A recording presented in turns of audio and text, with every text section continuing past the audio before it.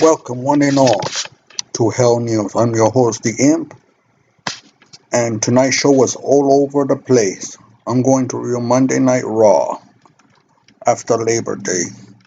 This show was written 1 hour before it started. Vince McMahon didn't even come to Orlando, Florida until the afternoon. He didn't even read the script until the morning when he left to arrive to the show. That is why this show was all over the place, why things were all repeats from last week. So let's get it started. The first up was Randy Orton was cutting a promo demanding that the WWE champion Drew McIntyre hand over his title. However, the Viper was shaken when he heard the sirens of an ambulance. First off, I thought Big Papa Pop Scott Steiner will arrive and probably save the show with some creativity. But no, it was an ambulance that was blaring through the building and that was driven by McIntyre. Then McIntyre got out of the ambulance and hit Orton with a thunderous claymore. It's just going to be a repeat of what Randy Orton did. Randy Orton gave McIntyre 3 pound kicks. Now Drew McIntyre going to give Randy Orton 3 claymore kicks until the pay-per-view. I hope to God that after a night of champions, Gold Rush, we have a great creative catchphrase, Vince, not very original. That Randy Orton wins the title and we move on to something more important because WWE has a sick fascination of not ending a storyline when it's supposed to. They like to prolong it forever and it's going to get old. They don't have anything for Randy Orton, Drew McIntyre, except for the title. There is no more story. There is no reason to prolong it. Next up was the Hurt Business defeat Apollo Crews, Ricochet, and Cedric Alexander. Here how it started. When Cedric Alexander was making his way to the ring, the Hurt Business attacked him and then Ricochet and Crews came out to help him. But Cedric Alexander turned on Ricochet and Apollo Crews. He ambushed Ricochet, then dropped Crews with a lumbar check, allowing the Hurt Business to pick up the win. This is good because Vince McMahon has no idea how to use Cedric Alexander. Cedric Alexander is too talented to be a jobber. Cedric Alexander was a Paul Heyman project, and now that Paul Heyman is gone, MVP is taking that role, and this is good because Cedric being a heel gave him something to do. It's a salvation for him and his career in the company because Vince only see him as a jobber, and that's not how it's supposed to be. Next up was the Street Profit versus Andrade and Angel Garza. Yeah, this is a rematch from SummerSlam. Great. Here's what. The Street Profit win against Andrade and Angel Garza. Then Angel Garza turned his back on Andrade and Zelina Vega and walked out of the match, leaving Andrade to fall to Dawkins and Montez Ford. Because they couldn't get on the same page and because this storyline should have happened months ago. But this is just proof how WWE works. They want to prolong something instead of starting at the right time. They want to prolong it, and then when they do happen, it turned out to be a giant mess. After the match, Cesaro and Shinsuke Nakamura made an appearance declaring they plan on using the quarterly brand-to-brand invitation to challenge the Street Profit to a champion versus champion next week. If next week the match is not title versus title, winner takes all, it's a waste of time. And second of all, when was the last time the brand-to-brand invitation was used. All right, that's when Charlotte Flair was being shown in every major every show, right? And now they made it quarterly. You see, every time when they're stuck, they use this brand to brand invitation as an excuse. They have no way around it. They're incompetent. And it all starts from Vince McMahon. Vince McMahon's at the top, and if he doesn't care, it goes all the way down. Affects everybody below him too. Like, okay, he doesn't care, we don't care. That's how it is. And here it is. There is no tag team division. They just released the Authors of Pain because Vince McMahon did not see any value in them. The Forgotten Sons are pretty much forgotten because we haven't seen them for how long. And in the total of Raw and SmackDown, there are probably 18, which was Angel Garza and Andrade, but this broke up. So now there is the Street Profit, the War Raiders, the Heavy Machinery, the Usos, the New Day, Shinsuke, and Cesaro. What tag team is there? There is no tag team division for the major brands. 16 does not equal a tag team division. Raw only have one other team that the Street Profit could fight against, and they already used them a lot. The War Raiders have been trickled down from what they were in NXT.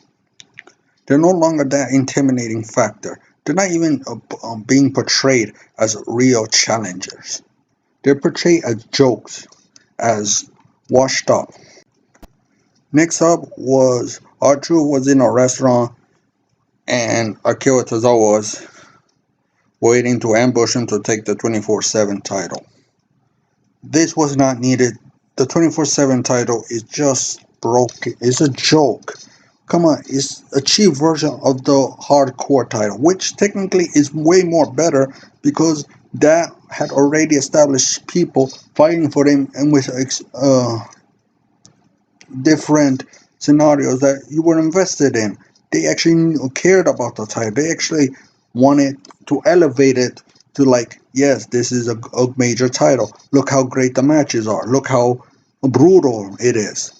This is a hardcore title for the WWE, but this is just a joke. That and how many times did R-Truth win that title? Well, he's a 24-time, 24/7 champion by now. Come on, this has to stop. And after that was Peyton Royce versus Billy Kay. Peyton Royce has a new theme song, which was terrible. Billy Kay has a theme song that was just a genetic theme song you got from the WWE 2K games. That you go in the creation with the advanced creation, and you just look. Okay, generic superstar number one, generic superstar number two. That's what they got their theme song for Billy Kay. And Peyton Royce won in 2 minutes. Great. This doesn't show her abilities. This doesn't, and yet people are going to say, "Oh, look, she beat Billy Kay.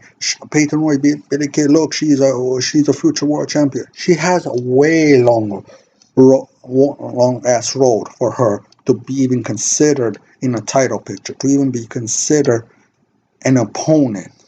She's not even ready for to be considered a mid card. She's too green. Do not forget, all the time she was with Billy Kay, she wasn't put in a serious situation. She did not advance like the other super female athlete events, like Liv Morgan, like Ruby Riott, like Alexa Bliss, like even Dana Brooke advanced more than Peyton Royce, and that's not saying a lot. Next up was Asuka Mickey James defeat Natalia and Lana. This was because last week attack by Natalia and Lana, and let's be honest, does anyone even consider them a threat to Asuka? Natalia is boring, and they butchered her career to the point of you just don't care. And Lana is not even considered a full-time competitor. She's mostly like a manager, and that's what they want her as. She's more worse off than Zelina Vega. Zelina Vega at least has years of experience as a professional wrestler. Lana does not. She had maybe four matches and that's it. I don't get why like they're trying to put the Lana is a great and fierce opponent. She could defeat a former world champion and a current WWE World Female Champion. It's not like that. Asuka and Mickie James are way more talented than Natalia and Lana. This was a waste of time. And Asuka and Mickie James won the match when Asuka ensnared the ravishing Russian with the Asuka lock and making her tap out.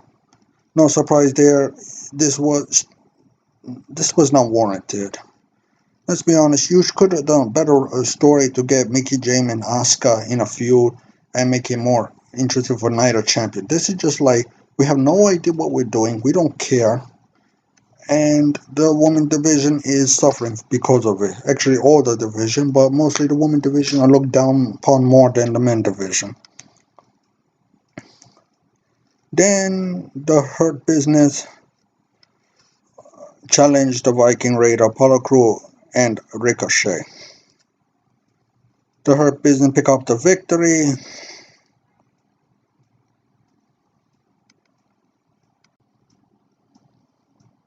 The Hurt Business won when Alexander pinned Ricochet to get the win. Then it was Randy Orton versus Keith Lee. And let's be honest, how many times we've seen this match? It does not do anything for Randy Orton. It does not do anything for Keith Lee. They say, oh, we're going to push Keith Lee to the moon. We're big high on him. No, you're not. You're booking him with 50-50 booking. First of all, you changed his appearance the first time to a dress and nobody liked it and you change it back. Second of all, you changed his theme song that nobody likes and it actually does not make him limitless. It make him limited. And how many times we're going to say, oh yeah, Randy Orton win by disqualification after Drew McIntyre, Randy Orton was second Claymore in the night. Come on. And wasn't this already done when Keith Lee was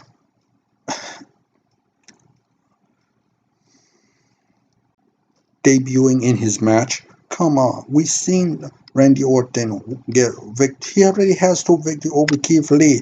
One in a triple threat, one in a two times in a one-on-one match by disqualification. It is clear they're not gonna Keith Lee just there just for rating sake and to use him when they need him. Next was Kevin Owens and Aleister Black brought in Raw Underground. I don't like this. Aleister Black and Kevin Owens. No one want to see this feud in Raw Underground. They want to see them in a wrestling match, tearing each other apart, beating each other senseless in a normal wrestling ring, not in a freaking cheap version of the Fight Club.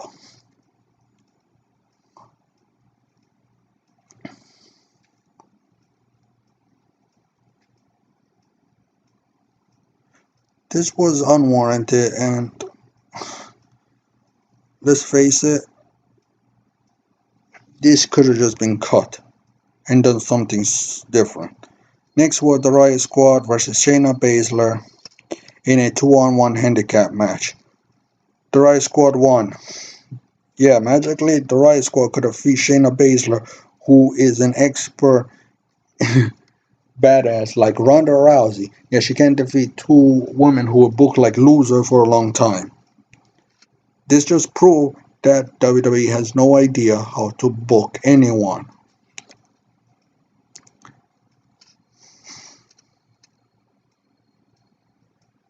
And the reason why, because the Queen of Spades was bickering with Nia Jax. That just proved a distraction that allowed Liv Morgan to roll Baze up for the 3 count.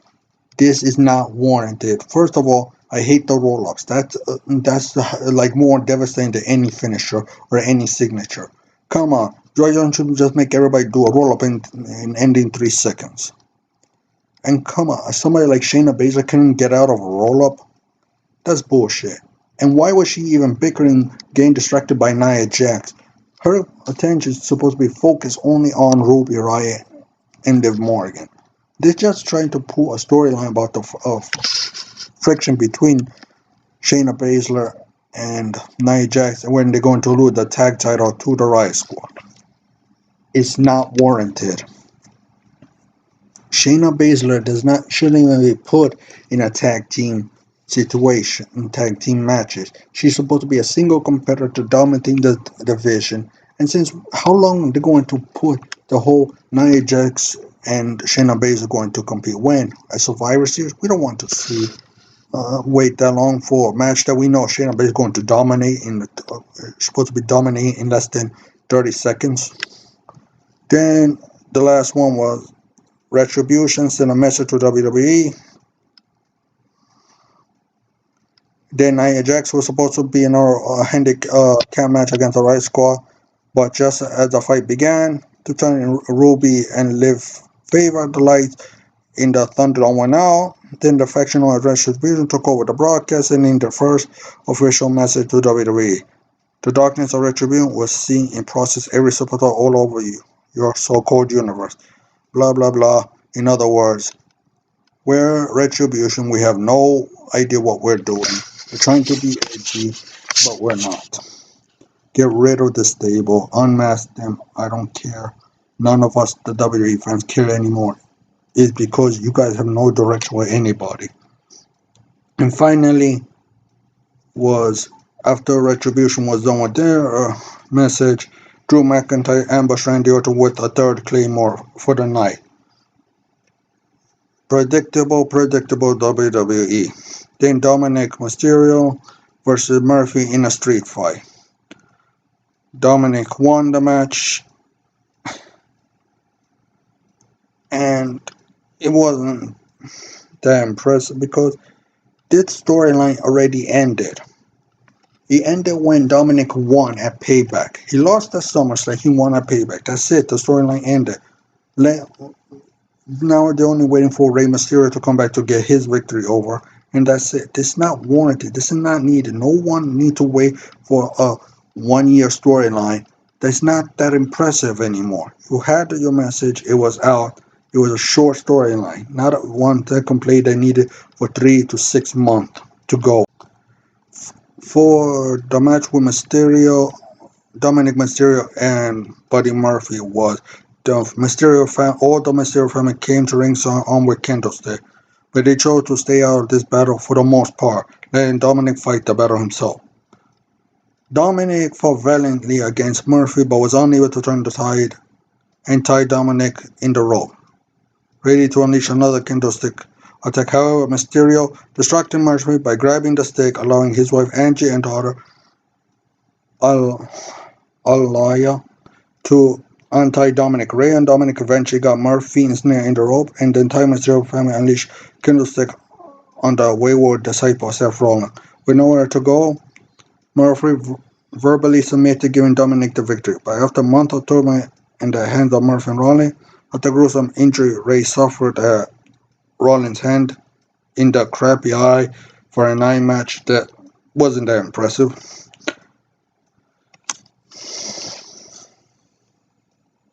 They say that the Mysterio family got the payback they deserve and continue to give Murphy a taste of his own medicine as Raw went off the air. That's not appropriate because think about it, was like this. Dominic couldn't win without having 3 other people helping him win. Meaning it took 4 people to defeat one Buddy Murphy. How does that make Dominic look strong? That makes him look weak. That look like Ray look weak because he said, you know what? I don't believe in my son. I don't believe that he could win on his own.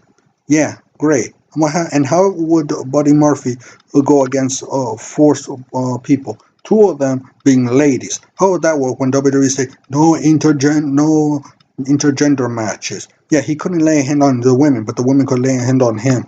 Meaning he was defenseless no matter what. This match was not needed, was not warranted. It just showed that WWE put themselves in a corner because Vince McMahon always put himself in a corner when he doesn't care. He doesn't give a rat's ass. And now we have to deal with the repercussion, and that is crappy matches with crappy decision That doesn't make sense.